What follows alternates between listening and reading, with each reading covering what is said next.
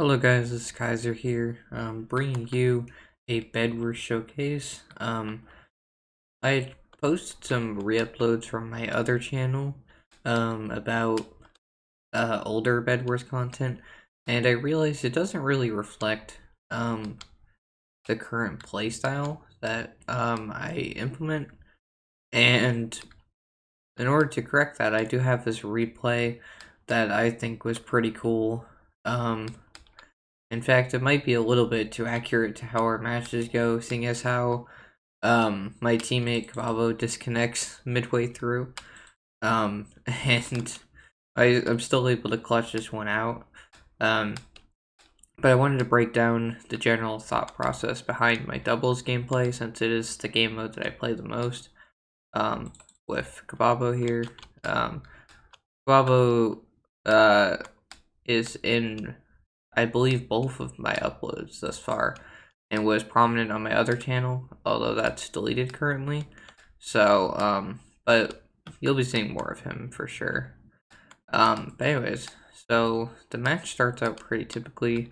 Now, for this, I did butterfly, and that's what I like to do, because if somebody's building above you, then you can just simply place glass and endstone in the butterfly formation, and you don't have to basically chase them into the sky, which is usually how a lot of people lose their beds, is they'll try to build up to them and then get hit off, which I think basically ruins your advantage, because they're coming to you, but then you're coming to them essentially by going up to their sky tower. But like with this, you don't really have to, and I think it makes it very nice. That's why I prefer fast gen maps, because it's way easier to sort of get that advantage. Now, white also, white also started breezely bridging, but like this had me shaking because I had seen it. But they don't end up doing much with that power. Like this guy just starts like speed bridging diagonally again. Red bed gets destroyed. And I thought this was gonna be curtains for us, because I mean I consider myself decent at Bed Wars, but when somebody starts breezy bridging at first, 10 seconds, I start to get a little bit worried, admittedly. But yeah, and he's trying to ladder clutch and stuff. And he does succeed, but I think he like jumps down and just dies. Something like that. Um I actually don't remember what this guy ends up doing. Oh, right. So he tries to bomb our bed, but you see butterfly. Yeah, I'm just waiting there. Like, I know that it's not going to pierce the defense. And then they clutch. And yeah, they're just kind of sweating right now. But see, I stayed calm, and I just killed them when they come down. Because you don't need to chase them up on top if you have butterfly. Anyway, so I'm going to increase the speed here, because a lot of this is not really that noteworthy. But green bed goes in the background, and yeah, so we're just focusing on getting white out of the game. It's really important to stay within your side of the map, because oh, that was so close. If we try to like build to like gray or even mid, it just becomes way more annoying. It's always good to kill your neighbors before anything else. And also this hurt a lot. Like, Kababo ends up getting the bed there, but I was mad when they instantly placed wool over the bed when I was breaking it. Because, like, their reaction time was so fast. Then we do get their bed, and I think we ended up finishing them off here as well. You know, beating people who are out here breezily bridging and glider clutching, it felt pretty satisfying, I'm not gonna lie. Yeah, I guess they're just too rush happy. I don't know what they're... Oh yeah, they kind of outplayed me heavily there. You see, they blocked off every way I could have knocked back them, and then knocked me off. However, at this point, the advantage is just it's quite a lot at this point because we have full bed defense. We're ready to take them on. I missed that, but it's okay because we have heal pool at this point. And yeah, they just basically they tried to take the 2v2 and couldn't handle it. So we get to move on with the rest of the game. Now, if I'm remembering correctly, yeah, I tried to go to gray because they're at mid. But he's not dumb and he's behind me. And his friend is too. But if he wasn't there, I think I would have gotten the bed. I don't think it was the worst attempt. And then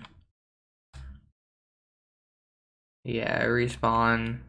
And Cav's like dealing with Aqua who's trying to kill us. But I had alarm track because he had communicated with me that there was an invis. So I had bought alarm trap. Like if you're in VC with somebody on your team, make sure if they say invis, just buy an alarm trap and then you're good. And so yeah, we end up like fighting like half the map at this point.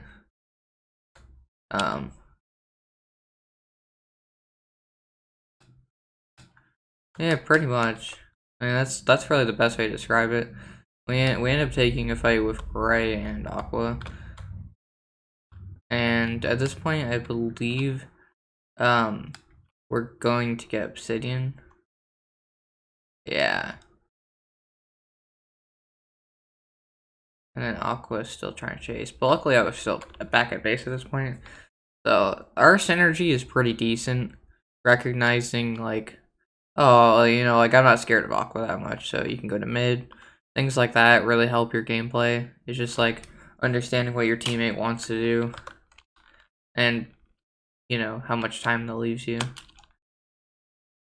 Because I think Bedwars is an extremely defensive-oriented game. Like, you can eliminate, like, one team and still win. Like, consistently. And then Pink, oh, that's, they don't get finaled from that. But, oh no, okay, so, here's what happens. So, when we were placing the options, I straight up stare him in the eyes, and I couldn't finish it, and we lose our bed here. And that is the first time that's ever happened to me. When I try to play Obsidian, and it's just, like, completely cucked like that. Yeah, that actually was really scary to me, because I was like, oh no, we're just gonna get eliminated here. And I think we do some interesting plays here. So I'm trying to think. Kababa DC's around this point, but I can't remember. Oh, here it is. So I see him like DC basically, and so I just go. Like I'm just out. And then I go invis, and yeah, so I recognize that like he's gonna see the footprints, so I was jumping intentionally to the side, and yeah, he didn't even really notice. So, but I still go all out. I'm like, okay, I'm gonna place these golems anyways, because you know I'd rather not, you know, overreach and be caught and killed. But they didn't even get to me in time. Like I guess they just didn't know what to think really, which is weird. Like I'm pretty sure we stumbled upon a trap there, so that's interesting. And then yeah, where'd I go? Okay, no, I'm still there. So at this point, I'm basically like just collecting as many resources as possible, and you know, pretty much just waiting for the right opportunity. Because I honestly didn't expect to win this one. I was not expecting a clean win by any means. Especially with this many people left in the game, and I believe a lot of them have beds still. I think blue out of bed, cyan out of bed, and the rest might be finals. Yeah, the grays are finals. And I come back to like kind of like Diamond Gen in that area, and I'm not looking to take a fight really. I just run past them and decide like, oh, okay, I'm gonna go ahead and capitalize. I think I get like prot 4 in the next like 30 seconds, and then I get like diamond armor afterwards. And if somebody had stopped me from doing that, I don't think this one would have been possible really, just because of what happens later down the line. But they allow it. They very much allow it. They even have like apples and everything. And yeah, it's kind of crazy what you can do with prot 4 and diamond armor. Like it makes you so tanky that you can sometimes take entire teams, and then obviously that means you're likely to get the bed, which is exactly what I planned on doing.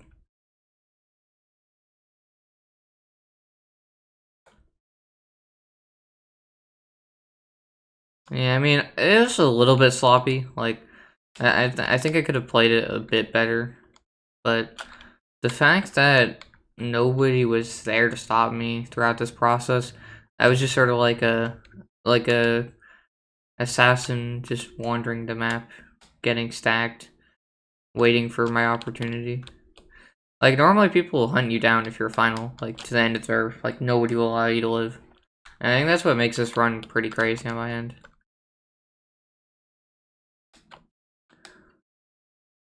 Also, usually when I become a final kill, I end up, like, rushing a base and then dying doing it. I think my momentum started when I didn't get killed at gray. Because that's usually what happens. I'll rush in and then just die to the first team. But they really left themselves open. And I set myself on fire here because of the fireball. And so I was like, oh, let me buy another apple just to make sure. Even though I didn't really need it. And I don't eat it until later, so. And then I think, yeah, this is when I get enough for prot 4? Or maybe it was Minor Maniac. I don't remember. But yeah, because I know exactly, like, you want Minor Maniac, prot, and that guy just fell at death. I remember, like, I was literally laughing so loud when I saw that happen, because I was like, I kind of thought my run was over. I was like, ah, crap, I'm gonna be stuck here forever. Because usually they like to, like, wait on the bridge for their teammate and do, like, stuff like that. Because they, like, really want the final. But no, I actually, this was a crazy run. This is actually insane. I ended up killing that guy. And then getting the bed.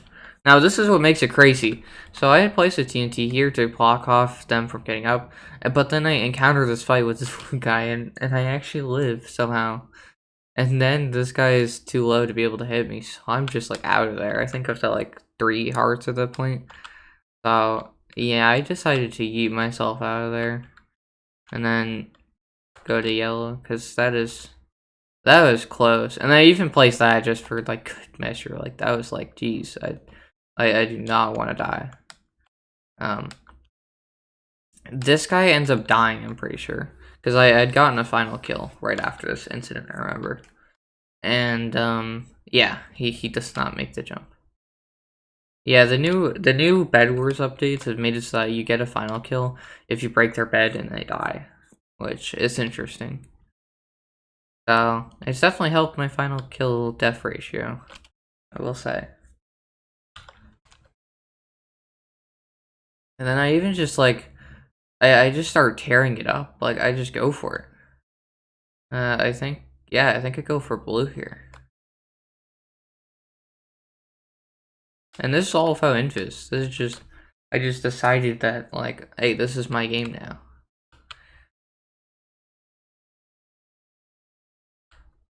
And especially the amount of fall damage I took, that's scary. Also, this is a close fight.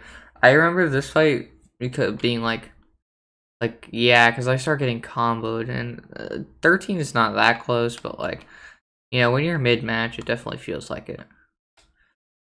And then, I will admit, the rest of this round is pretty lame, because this guy, I know he has the means to, like, cheese me if I try to leave green, because I end up retreating to green. So, I literally just wait out the rest of the match, because I'm like, well, there's still a team in the game, and blue's at blue, which is very much in fireball range. So there's really no point in trying to like contest them. I was also scared of gray because gray is just stacking. They've been stacking the whole game since their bed was gone, and they already had obsidian at that point in the game. So I guess they've just been stacking the whole match. And I even look over and I'm like I'm gonna bow him away because you know I really don't want to die from that. And then I get sniped, and then that guy just completely dies. Like, I don't know what jump he missed, but like that really made me feel so much better because now it's a 1v1v1. And see, this guy kind of threw because he knew I had projectiles and he just didn't want to wait. I think if he had just like waited it out in anticipation of me turtling, then I think he would have been fine. But see how much he just overcommits to this rush. Then like I injure him, and I think the gray man, yeah, the gray man decides that he wants to take the fight, and you know at that point the blue guy's fate was just sealed. 'Cause he goes like, yeah, he goes back, and the gray man is just like okay, I can take this fight. Now I'm shooting at him, but he doesn't see where the arrow landed, and then I throw a fireball because I wasn't aware that he was going after blue. Until it was too late. I was just firing at anything with a pulse. And then somehow I get that kill. How do I get the kill?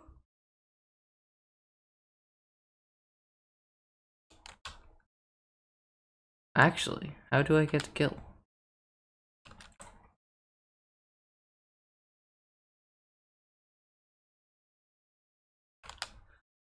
Uh,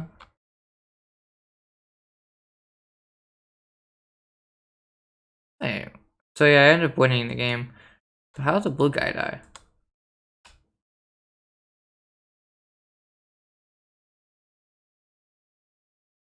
Okay, so he's in here.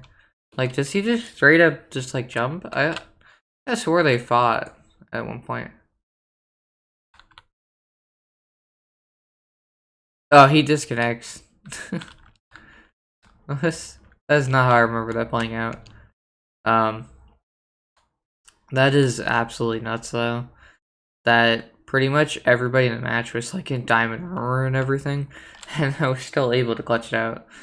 I do spam like golems because I'm just like I was actually already winning that fight by a good margin, but you know when you're on the final kill, you just kind of do it, you know. Um, so yeah, that was probably the most clutch game I've ever participated in. Just because I straight up did not have a teammate for most of it. Like, the only thing Kababa really helped me with was defeating White, which was very important, but other than that, this was just kind of my pop-off game. And um, we played really well. We'll have way more Bedwars content in the future, but this was pretty much it for the showcase. I think this was a really cool game, and I really love the replay feature from Hypixel, so it was really cool to be able to actually like, you know, showcase this. So yeah, stay tuned for more uploads, possibly later today, maybe tomorrow. And other than that, have a good one, everybody, and happy gaming.